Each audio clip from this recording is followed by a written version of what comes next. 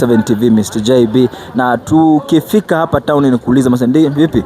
Uko fit ni kuinterview siku nyingine? Uko vizuri naje? Aje bro. Right. Swali ni kweli kwamba wasichana wakipata pesa wanaonyesha dharau kwa wanaume?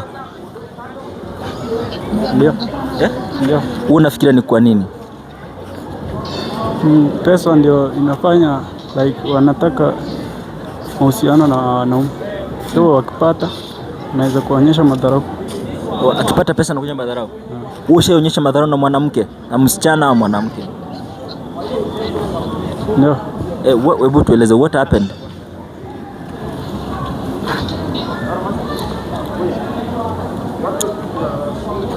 Inauma, siwezi eleza sana. Unaweza lia? Yeah. Inauma sana. Yeah. Like ili nini, yeye alikuonyesha madharau ama wewe what happened? Aliniacha juu alipata mwenye kuna pesa. Okay. So unaona ni jambo nzuri? Hapana, si vizuri. So ni vizuri mvumiliane. Like kama ni pesa itakuja tu. Mvumiliane, tutafute pamoja. Okay. So kulingana na ile heartbreak ambayo ulipata, umesoma lesson gani? Sitaamini msichana tena. Sitaamini msichana.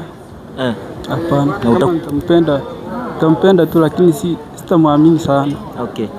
Okay. I think that is very heartbreaking guys. Umesema jina ni?